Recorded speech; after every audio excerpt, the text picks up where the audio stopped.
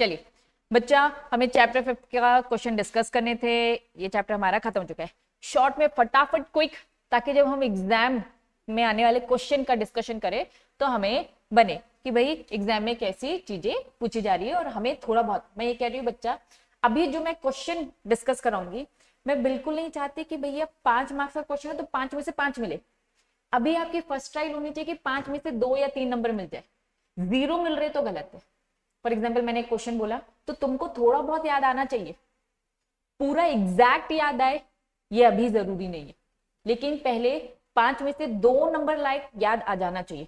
धीरे जब first revision करोगे, सेकंड रिवीजन, थर्ड रिवीजन करोगे, तब जाके 5 में से 5 मार्क्स आने वाले लाइक का आंसर याद आना चाहिए। क्लियर है? पक्का? चलो तो फटाफट आ जाओ। क्विक रिवीजन क्या क्या पढ़ा था। हमारा चैप्टर का नाम है शेयर कैपिटल। हमने यहाँ पर सबसे पहले कैपिटल का मीनिंग समझा। कैपिटल मतलब पूंजी, पैसा जो लगाना होता है बिजनेस में। अब इन्होंने यहाँ पे बताया टाइप्स ऑफ कैपिटल। सबसे पहले उन्होंने बताया नॉमिनल, ऑथराइज, रजिस्टर्ड। बोली बच्चा नॉमिनल, नॉमिनल ठीक है, ऑथराइज, रजिस्टर्ड, सबका एक मीनिंग है कि कंपनी का मैक्सिमम अमाउंट जो वो जनता से है ना इशू करके ले सकती है, जो उनके मेमोरेंडम आर्टिकल में लिखा हो, जो वो बदल भी सकते हैं मर्जी। ठीक है, अगर और बढ़ाना है। इशूड, जो कंपनी ने इशू किया है, मतलब ऑफर किया है। ठीक है। सब्सक्राइब, जो जनता ने बोल दिया हम इतना खरीद लेंगे। अब सब्सक्राइब करते टाइम पर एप्लीकेशन में थोड़ा ही पैसा दिया या तो पूरा दिया। अगर पूरा दे दे तो कॉल्ड अप की जरूरत ही नहीं पड़ेगी। ठीक है, हम पूरा बोल देंगे भैया पेड अप, लेकिन उन्होंने एप्लीकेशन में कुछ पैसा दिया और कुछ नहीं, तो ये सब एक दूसरे के क्या होते हैं, पार्ट होते हैं, प्रपोर्शन होते हैं। तो कॉल्ड जो कंपनी मंगवा रही। एंड फाइनली पेड अप मतलब जो फाइनली पे कर दिया। फिर इसके बाद हमने शेयर वर्ड का मीनिंग पढ़ा। शेयर मतलब एक प्रपोर्शन होता है जो आपने कंपनी को दिया होता है, उसमें स्टॉक भी इंक्लूड होता है। ठीक है। फिर हमने यहाँ पे पढ़ा था शेयर मतलब बस पैसा नहीं होता है, राइट्स एंड लायबिलिटीज होती है। इसमें हमने डिटेल में पढ़ा था। सेक्शन 44 क्या बोलता है, नेचर शेयर का क्या है, मूवेबल प्रॉपर्टी का। फिर सेक्शन 55 आगे चलकर क्या बोलता है भैया कि हर एक शेयर का एक अलग नंबर होता है। ठीक है। फिर हमने इसमें क्या पढ़ा था, स्टॉक क्या होता है, जो है ना क्लब होते हैं, ग्रुप होते हैं सारे शेयर्स के, लेकिन स्टॉक हमेशा फुल्ली पेड अप होता है। ठीक है। फिर हमने डिफरेंस पढ़ा था जिसमें भी हम नहीं जाएंगे। हमने फिर पढ़ा था kinds of share capital. Kinds of share capital हमने पढ़ा था equity and preference. Equity preference में हमने वेरी वेरी वेरी इंपॉर्टेंट पढ़ा था इक्विटी डिफरेंशियल भी होते हैं, और डिफरेंशियल सबसे इंपॉर्टेंट है। ठीक है। और इक्वल राइट भी। डिफरेंशियल होते हैं तो हम वोटिंग राइट में डिफरेंट होते हैं, और डिविडेंड में, और इसके अलावा एनी अदर राइट्स जो कंपनी डिसाइड कर ले आपसी सहमति से। अब सहमति तो हम लेते हैं ना, डिफरेंशियल जो वोटिंग राइट, तो हम शेयरहोल्डर से पूछेंगे, उस टाइम पे हम डिसाइड करेंगे किसको क्या राइट देने। अगर आती है उनकी सहमति एसआर से, मतलब कितनी, 3/4 या फिर 75, लिखते वक्त आपको 3/4 याद रखना है। चलिए, फिर हमने यहाँ पे पढ़ा था कि भैया देखो इक्विटी शेयर कैपिटल क्या होता है, प्रेफरेंस क्या होता है। इक्विटी क्या बोलता है, जो प्रेफरेंस नहीं होता है। प्रेफरेंस क्या बोलता है, जिसको 2 टाइम पे प्रेफरेंस मिलती है। पहला टाइम क्या है बच्चा, डिविडेंड। दूसरा क्या, वाइंडिंग अप के रीपे करोगे, या फिर उनका कैपिटल जब भी मैच्योरिटी आएगी तब रीपे करोगे। ठीक है, रिडम्पशन। स्पेशल नोट में हमने पढ़ा था इक्विटी के पास तो भैया उसके शेयर के हिसाब से उनके पास उनके वोट होते हैं। फिर हमने प्रेफरेंस पढ़ा था जो ज्यादा इंपॉर्टेंट है। प्रेफरेंस क्या बोलता है, डायरेक्टली अगर इंटरेस्ट इफेक्ट है, जनरल रूल प्रेफरेंस होल्डर के पास वोटिंग राइट नहीं होते। एक्सेप्शन डिफरेंट है ना, सॉरी डायरेक्टली इफेक्ट होगा तो मिल जाएगा। दूसरा क्या था, वाइंडिंग अप, वाइंडिंग अप के टाइम पर। ठीक है। नीचे उन्होंने एक प्रोविजो बताया था। प्रोविजो साफ बोल रहा था कि भैया कितने साल, 2 या 2 से ज्यादा साल दोगे तो इन दैट केस साफ साफ उन्होंने बोल दिया कि भैया आपके पास वोटिंग राइट आ जाएगा इक्विटी जैसा। ठीक है। चलिए, फिर बच्चा प्रेफरेंस इक्विटी में डिफरेंस, जो मैं स्किप कर रही हूं, इंपॉर्टेंट। डिफरेंशियल वोटिंग राइट वाले शेयर्स कोई भी कंपनी इशू कर सकती है नहीं, जो ये कंडीशन फुलफिल करेगी वही। अब जिसने कंडीशन फुलफिल कर दी, पहली कंडीशन क्या देखना है, आर्टिकल में देखना है। दूसरी क्या, एसआर। ठीक है। देन उन्होंने बोला भैया देखो लिमिट है 74% से ज्यादा नहीं, नया पुराना सब मिलाकर। ठीक है। फिर उन्होंने कहा डिफॉल्ट नहीं की होनी चाहिए। किसमें, सबसे पहला क्या लिखा है, फाइलिंग, फाइनेंशियल स्टेटमेंट और एनुअल रिटर्न। कब तक, कब से, पिछले 3। ठीक है। चलिए, फिर उन्होंने कहा ये पूरे डिफॉल्ट नहीं होने चाहिए। डिविडेंड पेमेंट हो गया, मैच्योरिटी हो गई, प्रेफरेंस शेयर की, सारी डिटेलिंग उन्होंने बताया। और इसको ठीक कर दो 5 साल। 5 साल जब हो जाएंगे उसके बाद ठीक आज किया, 5 साल का वेट करो, उसके बाद एफ वाला पॉइंट। फिर से एफ वाला पॉइंट बोलता है company not subsisting default, company ये वाले डिफॉल्ट नहीं करेगी। कौन सा डिफॉल्ट, पहला डिक्लेयर कर दिया और पेमेंट नहीं किया, मतलब डिफॉल्ट किया। दूसरा क्या लिखा, repayment of maturity deposit. Company ना डिपॉजिट्स लेती है, जैसे बैंक होता है ना, बैंक फिक्स डिपॉजिट लेता है, ऐसे कंपनी के पास भी डिपॉजिट किए जाते हैं, ठीक है। तो हमने, हमारे पास पैसा था, हमने बैंक ना देखकर किसको दे दिया, कंपनी को दे दिया। तो कंपनी का एक ड्यूरेशन होता है कि वो एफडी, फॉर एग्जांपल मैंने 5 साल के लिए एफडी की, ऐसा ही होता है बैंक में, तो मैंने कंपनी के पास 5 साल के लिए दे दी, बैंक में ना देके कहां दे दी, कंपनी को दे दिया। कंपनी भी ऐसी स्कीम्स लाती है, मैंने उसको 5 साल के लिए दिया, 5 साल बाद वो रिटर्न करेगी, विद इंटरेस्ट देगी, बैंक भी यही करता है, ठीक है। अब उसका टाइम हो गया था, 5 साल हो गए, कंपनी ने मुझे दिया ही नहीं, तो इन्होंने क्या बोल दिया, डिफॉल्ट। तो क्या लिखा है देखो, repayment of its maturity deposit, matured लिखा है मतलब टाइम हो गया और आपने पे नहीं किया। रिडम्पशन प्रेफरेंस शेयर, मतलब प्रेफरेंस शेयर का भी क्या हो गया, टाइम हो गया है, रिडीम होने का टाइम, ठीक है, इसमें डिफॉल्ट किया। या फिर पेमेंट ऑफ इंटरेस्ट, डिपॉजिट जो मैंने दिया था उसका इंटरेस्ट नहीं दिया, या फिर डिबेंचर का इंटरेस्ट नहीं दिया, या फिर डिविडेंड पे नहीं किया, ठीक है।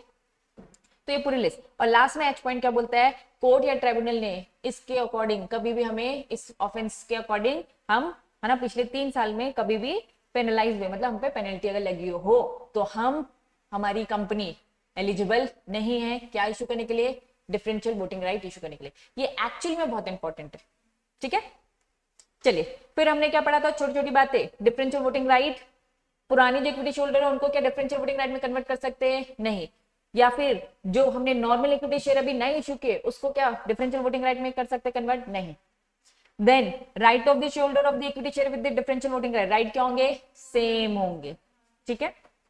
रजिस्टर इनका भी अलग से एक मेंटेन करना पड़ता है, जैसे हमने सेक्शन 88 में पढ़ा था, इनका भी एक अलग से रजिस्टर होगा, ठीक है। चलिए पूरी प्रोसीजर सेम प्रोसीजर जो भी पढ़कर आए, इन्होंने बस शॉर्ट में बताया, आर्टिकल देखो, मीटिंग कराओ, एसआर पास करो, लिस्टेड कंपनी को बोल दे भैया तुम्हें एसआर नहीं,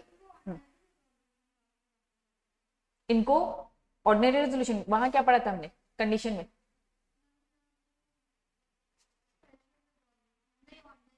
ऑर्डिनरी लिखा है तो शायद मैं भी स्किप हो गया, यस सॉरी, मुझे खुद एसआर याद था, हो जाता है, ठीक है। यस याद रखना, ओआर है, ओआर सॉरी, ठीक है। तो ओआर पास करना है, लेकिन लिस्टेड कंपनी को क्या बोल दिया, नहीं इन्होंने क्या लिखा है, ऑब्टेन अप्रूवल फ्रॉम, नहीं यहाँ पे भी नहीं लिखा है, मतलब यहाँ पे ऑर्डिनरी रेजोल्यूशन की ही बात होगी, ठीक है। तो इन्होंने एसआर नहीं लिखा है, मतलब ओआर की बात हो रही है, लेकिन बस तरीका आपका मीटिंग करवा के नहीं है, घर पे भेजना पड़ेगा, तो ये ओआर की बात है, ठीक है। चलिए सॉरी ओआर है। नेक्स्ट बच्चा, कंपनी को अलॉटमेंट करना है तो क्या देना पड़ेगा, पैस 3, किसको, आरओसी को, कितने दिन के अंदर, 30 डेज के अंदर। 30 डेज कहां से, जब भी ओआर पास किया होगा, है ना, सॉरी अलॉटमेंट से 30 डेज, है ना, sorry sorry. The company not convert is existing, ये सेम रिपीट वही बात कि भैया पुराने को डिफरेंशियल शेयर होल्डिंग में कन्वर्ट नहीं करेंगे। अदर प्रोसीडिंग जो भी चिल्लर विल्लर जो फॉर्मेलिटी सी सब फुलफिल करो। देन क्या बोला, डिपॉजिटरी है तो ऑनलाइन है अगर आपके तो उनको भी इन्फॉर्म करो। और फाइनली क्या बोला, रजिस्टर मेंटेन करो। ये पूरी प्रोसेस है। फिर हमने क्या पढ़ा, सिक्योरिटी प्रीमियम अकाउंट की। सिक्योरिटी प्रीमियम में क्या शेयर कर सकते हैं, यस शेयर हम प्रीमियम में इशू कर सकते हैं, लेकिन इसके लिए सिक्योरिटी प्रीमियम अकाउंट बनाना पड़ता है। उसका जो पैसा होता है उसमें डाला जाता है, जिसे हम प्रॉफिट रीट नहीं करते। प्रॉफिट रीट नहीं करते तो डिविडेंड भी डिक्लेयर उसमें से नहीं करते, ठीक है। चलिए फिर हमने इसमें इंपॉर्टेंट चीज पढ़ी थी, यूटिलाइजेशन के ये पॉइंट्स। स्पेशल नोट में यही सारी बातें लिखी थी कि डिविडेंड ट्रीट नहीं करते, स्पेशल अकाउंट में डालना है वगैरह वगैरह, ठीक है। 2 केसेस पढ़े थे। एक केसेस में बोल रहा था कि भैया जो ये पैसा है ये एडजस्ट कर लिया जाएगा रिडम्पशन में भी, मतलब हम आगे चल के सेक्शन 66 पढ़ेंगे तो वहां पे फिर से हम वापस डिस्कस करेंगे। नेक्स्ट उन्होंने बोला इसका जो पैसा है सिक्योरिटी प्रीमियम अकाउंट का कहीं और भी लगा सकते हैं, कहां पर, डिफर्ड जो हमारी टैक्स लायबिलिटी बनती है। डिफर्ड मतलब जो हमारी पोस्टपोन हमने जो लायबिलिटी कर रखी है उसमें। एंड फाइनली हम नेक्स्ट सेक्शन में पहुंच गए थे 53, जो कि बोलता है डिस्काउंट टोटली प्रोहिबिटेड है। पुराना अलाउ करता था, नया अलाउ नहीं करता, ठीक है। अब इन्होंने यहाँ पे साफ बोल दिया कि भैया कोई कंपनी नहीं इश्यू करेगी एक्सेप्ट सर्टिफिकेट शेयर, ठीक है। अगर कर दिया तो वॉइड है। नॉट विथ स्टैंडिंग बोल रहा है अगर क्रेडिटर का पैसा नहीं पे कर पाए हो तो क्रेडिटर के लिए हमारी आरबीआई ने एक रेजोल्यूशन बनाया था। रेजोल्यूशन मतलब प्लान तैयार किया था, और प्लान क्या बोला था, डेट को क्या कर दो,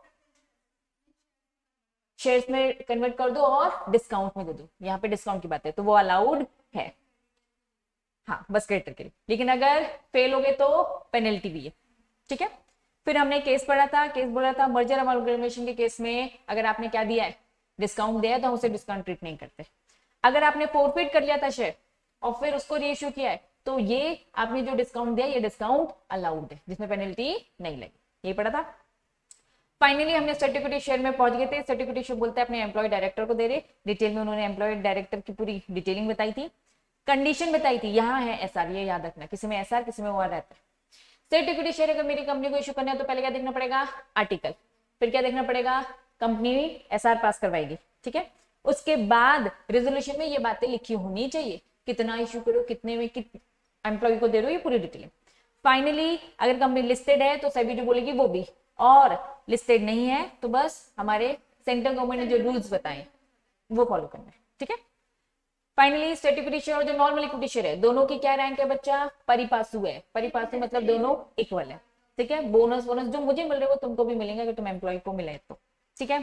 फिर रूल्स पढ़े थे हमने, जब भी एसआर पास हुआ वहां से 12 महीने का टाइम है कि जल्दी से अलॉटमेंट वगैरह सारा काम कर दो सर्टिफिकेट शेयर।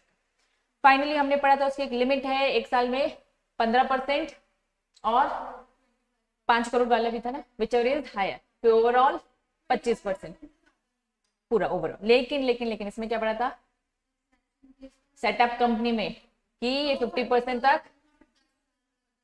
Very good. फिर हमने क्या पढ़ा, वेरी गुड, है ना।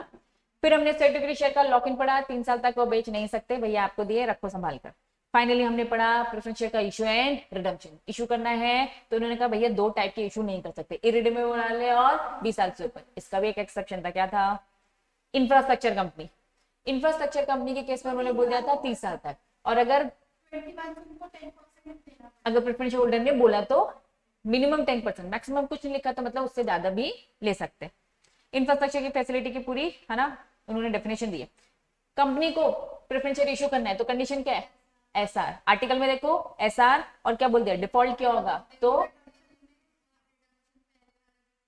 वेरी गुड, ठीक है। तो अगर डिफॉल्ट किया है तो आप एलिजिबल नहीं, चेक करना पड़ेगा, सीएस हो आप लोग, आपको देखना पड़ता है कंपनी को। फाइनली कंडीशन हमने पढ़ी थी रिडम्पशन की। कंपनी को अगर प्रेफरेंस होल्डर का मैच्योरिटी पीरियड आ गया, रिडीम करना है, रीपे करना है, तो 2 तरीके, या तो प्रॉफिट में से देगी या तो फ्रेश इश्यू। अगर प्रॉफिट में से दे रही है तो एक सीआरआर अकाउंट में मेंटेन करके रखना पड़ेगा, ठीक है। हमेशा फुल्ली पेड ही रिडीम करोगे, ठीक है। अगर कंपनी की सिचुएशन नहीं है प्रॉफिट में से देने की तो नए शेयर इशू करो, लेकिन नए शेयर इशू करने के लिए पहले उन्हीं से पूछना पड़ेगा, 3/4 का एसआर पास करवाना पड़ेगा।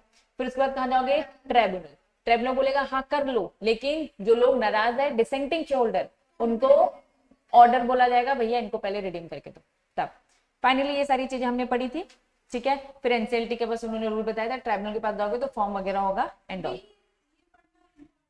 कौन सा, बस बेसिक ये याद रखना कि कंपनी को डिमैट में अगर करना पड़ता है तो कुछ रूल्स है कि डिमैट में ही सारे काम होगा तभी। इन्होंने कब, कौन सा ईयर बताया, ईयर कौन सा है, 2018। 2018 के बाद बस याद रखना कि अनलिस्टेड पब्लिक कंपनी को बोल दिया भाई तुम्हारे तो अब सारे शेयर्स क्या होंगे, डिमैट फॉर्म में होंगे। पुराने वाले जो फिजिकल थे उनको भी फैसिलिटी दे दो डिमैट की। अब कुछ भी नया इश्यू लेकर आओगे तो आपके प्रमोटर डायरेक्टर जो भी है इन सब के पास जो शेयर्स है डिमैट में होगा, तब हम अलाउ करेंगे, अदरवाइज नहीं। मतलब प्राइवेट कंपनी के पास आज भी ऑप्शन है, ठीक है। तो ये सारी चीजें पढ़ी। आओ बच्चा, क्वेश्चन जो कुछ पहले डिस्कस कर लिए थे, है ना, एक बार फिर से एक बार फटाफट बस देख लेते हैं, पूरा समापाच करते हैं, है ना। ऐसे क्वेश्चंस पूछे जाते हैं। चलिए सिंपल सिंपल क्वेश्चन है बच्चा, जो तो आ जाओ। डिफरेंस बिटवीन किसमें, नॉमिनल और सब्सक्राइब। नॉमिनल जो मैक्सिमम अमाउंट होता है, सब्सक्राइब क्या, जो लोग तैयार हो गए सब्सक्राइब, तो 90% तक का भी सब्सक्राइब करना होता है मिनिमम, तो वो होता है, ठीक है। ये तो सिंपल है। प्रेफरेंस शेयर और इक्विटी शेयर कैपिटल में डिफरेंस, इसको डिस्कस नहीं करेंगे। राइट अ शॉर्ट नोट, ये तो चिल्लर है, याद। Security premium utilise only certain specific purpose only, comment कौन से थे वो, very good. Fully expense write off करना, वेरी गुड वेरी गुड, है ना। तो ये तो डायरेक्ट क्वेश्चन है। देखो मुझे मालूम है डायरेक्ट क्वेश्चन में तो तुम लोग को कोई दिक्कत नहीं जाने, मुझे कौन सा तुमसे ज्यादा डिस्कस करना है, जो थोड़े घुमा फिरा कर है, क्योंकि मेन प्रॉब्लम वो है। ये तो ऐसा है कि दीदी भूल गए हैं, रटना ही है फिर से, है ना, यही है। लेकिन जो पेचीदा है, ऐसे घुमा फिरा कर, वो है मेन डिस्कशन करने वाला। आइए, in the view of the provision of the Companies Act relating to security premium state whether the amount laying in the security premium account, इन्होंने बोला भैया सिक्योरिटी प्रीमियम अकाउंट में जो अमाउंट पैसे डालने हैं of a company used आपने security premium account में पैसा डाल दिया कंपनी ने, और कंपनी ने उसका पैसा कहाँ यूज किया है? Issue of the bonus share, payment of the dividend. तो अब मुझे बताओ, जो सिक्योरिटी प्रीमियम अकाउंट में पैसा डाला है उसका यूज आपने बोनस शेयर इश्यू करने में किया है, तो कर सकते हो? यस और नो? कर सकते हैं? प्रियांशी नाम बोल रही? कर सकते हैं। Very good Archie. डिविडेंड वाले नहीं कर सकते, तो दोनों का 1 बाय 1 आंसर देना पड़ेगा। बोनस के लिए लिखोगे यस कर सकते, डिविडेंड के लिए नहीं कर सकते, तो इसका आंसर होगा नो। बच्चा आंसर लिखने का तरीका, आंसर लिखोगे हम जब भी सिक्योरिटी प्रीमियम अकाउंट का पैसा यूज करते तो 5 वो केस बता दो। याद आ गया, पहला बोनस था, तो 5 केस बताओ और बोलने कि ये है केस जिसमें हो सकता है। तो बोनस अलाउड है और डिविडेंड पेमेंट अलाउड नहीं है। Very good Archi. Next, Radhika textile limited utilise कर रहे हैं पैसा को सिक्योरिटी प्रीमियम का फाइनेंशियल ईयर का, ठीक है, कहाँ का है याद? 15 लाख रुपए लगाए उन्होंने expense of the foreign travelling of director. नलायक डायरेक्टर फॉरेन ट्रैवलिंग के लिए गया है, वो पैसा लगा सकते हैं यस और नो? आर्ची बताओ बेटा। नहीं लगा सकते, नो। बच्चा सेम आंसर का प्रेजेंटेशन, वो 5 पॉइंट्स लिख दो और फिर बताओ भैया ये जो डायरेक्टर है ना लगा रहा है पैसा, नहीं लगा सकते, कैंसिल। नीचे आ जाओ। नेक्स्ट, 5 लाख लगा रहा है वो राइट ऑफ लिखा है बच्चे, ये राइट ऑफ लिखा है। क्या प्रीनरी एक्सपेंसेस को राइट ऑफ करने के लिए कर सकते हैं यस और नो? आर्ची बताओ बेटा। हाँ कर सकते हैं। वेरी गुड, ठीक है, वेरी गुड बच्चा आप लोग को भी। नेक्स्ट, थर्ड, 10 लाख रुपए डिविडेंड के लिए लगा दिया, फिर से नलायक हो नहीं, है ना? वेरी गुड, ठीक है। तो बच्चा ये क्वेश्चन यहां तक है, क्वेश्चन ये भी है, ये इसी का पार्ट है। You the secretary auditor of the company, ये प्रोविजन आपने देखे कंपनीज एक्ट के। आप बताइए सिक्योरिटी प्रीमियम अकाउंट में examine the validity of the above. आपके जो ये 3 केसेस हैं आप बताइए, बीइंग अ सेक्रेटरी ऑडिटर कर सकते हो, तो हमने बता दिया ऊपर ही, ठीक है। चलिए नेक्स्ट क्वेश्चन, रब करो पहले। बोर्ड ऑफ डायरेक्टर, किसके बोर्ड ऑफ डायरेक्टर है? ये कंपनी है, प्रोग्रेसिव लिमिटेड है कंपनी है। डिसाइड उन्होंने क्या? To issue equity share of the company. कौन से वाले शेयर्स बच्चा? डिफरेंशियल वोटिंग राइट के, ठीक है। बोर्ड ऑफ डायरेक्टर ने डिसाइड किया कि हम कंपनी के differential voting right share issue करना चाहते हैं। Examine the provision of the companies act, conditions comply of the company. Question बोल रहा है कंडीशंस बताओ, स्टेट कंडीशन। तो कंडीशन क्या है differential voting right share issue करने के लिए? पहली कंडीशन क्या थी? आर्टिकल में देखो। दूसरी क्या थी? ऑर्डिनरी रेजोल्यूशन, ये याद रखना क्योंकि मैं भी गलती से एसआर बोल रही थी, ठीक है। ओआर, फिर 74%, फिर फाइनेंशियल स्टेटमेंट और एनुअल रिटर्न पिछले 3 साल में रिपोर्ट ना किया, और वो पूरी लिस्ट बच्चा सब लिखनी पड़ेगी कंडीशन, ठीक है। तो सिंपल है कंडीशन आज, हाँ बस कंडीशन पूछा है, ठीक है। डिफॉल्ट सब बताने पड़ेंगे, वो सब पढ़े थे कि कभी पेनल्टी ना लगी हो, है ना? हाँ वही सारे, वो सारे कंटेंट लिखने पड़ेंगे, ठीक है। चलिए discuss various kind of share capital. Share capital के काइंड्स, कौन से kind? Share capital, share capital वो था कैपिटल के टाइप, तो इसलिए याद रखना कैपिटल का अगर मैं बोलूं, है ना, हाउ प्रेफरेंस शेयर कैपिटल। देखो अगर लिखा है सिंपल, अगर लिखा है बच्चा कैपिटल और उसमें पूछा टाइप्स, तो इसके आ जाएंगे वही, कौन से? नॉमिनल, है ना, सब्सक्राइब, इशूड, ये सब। लेकिन अगर इसके आगे लग गया शेयर, है ना, तो शेयर क्या है? इक्विटी शेयर कैपिटल और प्रेफरेंस शेयर कैपिटल, ठीक है। तो पहला उन्होंने बोला काइंड्स बताओ, तो पहला क्वेश्चन काइंड है इक्विटी शेयर कैपिटल और preference share capital. How is preference share capital? हाँ बेटा, हाँ, how is preference share capital distinguish from the equity share capital? तो ये रिपीट है, ठीक है। तो डिफरेंस बिटवीन बस बताना है आपको, जो हमने ऊपर भी पढ़ लिया था। चलिए next, define and explain the term share. Share का वर्ड का मीनिंग बताओ। शेयर मतलब एक प्रपोर्शन होता है किसी कंपनी में जिसमें स्टॉक भी इंक्लूड होता है। ज्यादा डिटेलिंग नहीं, बस डेफिनेशन जो हमने वो 2 लाइन की पढ़ी थी। यहां से आओ जो, what are the different class of the share which a company में issue? Different class of share, कौन से different kinds of share? Equity भी होता है और प्रेफरेंस। इक्विटी के अंदर बता दो, वोटिंग राइट्स वाले भी होते हैं और डिफरेंट वाले भी होते हैं। नहीं, इन्होंने बस क्या पूछा है? शेयर का मीनिंग पूछा है। देखो शेयर का मीनिंग पूछा है और डिफरेंट क्लास पूछे, बस खत्म। क्लास बता दो, इक्विटी होता है और एक प्रेफरेंस होता है, दैट्स इट, बाकी कुछ नहीं, ठीक है। Then state provision of the companies act relating to issue of share at the premium and discount. ये तो बहुत ही वो ऐसा पूछ लिया उन्होंने, क्या पूछा, प्रोविजन बता दो पूरे के पूरे।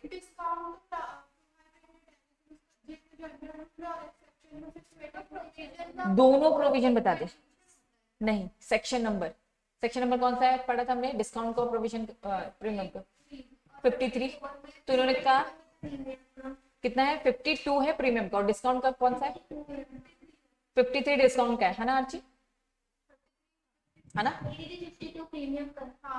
52 53 52 प्रीमियम का है और ये डिस्काउंट का, यही है, करेक्ट है बच्चा। चलो अब इन्होंने बोल दिया क्वेश्चन प्रोविजन बता दो, ऐसे क्वेश्चन आने के बहुत कम चांसेस होते हैं। इन्होंने बोला भैया सेक्शन नंबर बताने की बात नहीं हो रही, बस मैं बोल रही हूँ कि जो भी आपने 52 में पढ़ा उसको बोलते हैं प्रोविजन, है ना। हम बोलते हैं प्रिस्क्राइब प्रोविजन, प्रिस्क्राइब सेक्शन, तो हमारा यही मतलब होता है, बस पॉइंट वाइज। प्रीमियम में क्या पढ़ा कि भैया कंपनी प्रीमियम इशू कर सकती है, करेगी तो क्या करना पड़ेगा, एक सिक्योरिटी प्रीमियम अकाउंट में डालना पड़ेगा, देन किसी भी कंपनी को इशू करना है तो पहले आर्टिकल देख ले, तो आपको बस उसकी इंपॉर्टेंट बातें लिखनी है। अब पूरी एक एक चीजें कवर नहीं करनी डिटेलिंग वाली कि भैया प्राइवेट कंपनी ये इसका ये, इतनी डिटेलिंग नहीं, बस इंपॉर्टेंट है। डिस्काउंट में इंपॉर्टेंट चीज क्या होगी, कंपनी बिल्कुल टोटली मना है सर्टिफिकेट शेयर छोड़कर, क्रेडिटर के केस में अलाउड है, करेगा तो वॉइड है, पेनल्टी मत लिखना, है ना, मेन इंपॉर्टेंट कोड लिखना है दोनों का, ठीक है। चलो आ जाओ नेक्स्ट हेडिंग आ जाओ। जैकॉब एक हु इज मैनेजिंग डायरेक्टर, बच्चा केस है, कंपनियों में ज्यादा ऐसे ही आते हैं। Managing director in Z limited has been issued, कितना इशू किया 5000 equity share in consideration providing know how, ठीक है, without cost to Z limited in last year, ठीक है। इन्होंने क्या बोल दिया, जेड लिमिटेड ने क्या कर दिया, शेयर इशू करे, शेयर इशू करने का टाइप क्या है, सेट इक्विटी शेयर इशू करे, मतलब क्या किया अपने एम्प्लॉयज को दे, क्योंकि उनके एम्प्लॉयज ने नो हाउ काम किया था। Jacob now want to transfer, ठीक है, जैकॉब को ये शेयर्स मिले थे, सेट इक्विटी शेयर मिले थे, कंपनी ने उसको दिए, जैकॉब को मिले। अब जैकॉब क्या करना चाहता है, शेयर ट्रांसफर करना चाहता है, half of the share in the name of his brother, can he do so, if not why, कर सकता है कि नहीं कर सकता है। अब केस अच्छे से रीड करो, रीड करो, आर्ची फिर से रीड करो, प्रियांशी पूजा फिर से रीड करो, अब फिर मैं एक बार तीनों से आपका इंडिविजुअल पूछूंगी, है ना, रीड करो।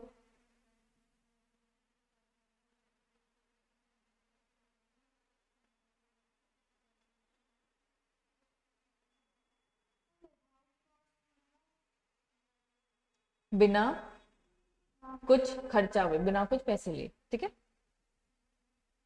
रीड कर लो पहले पूरा, फिर मैं पूछूंगी, जिससे पूछूंगी वो बताएगा ना।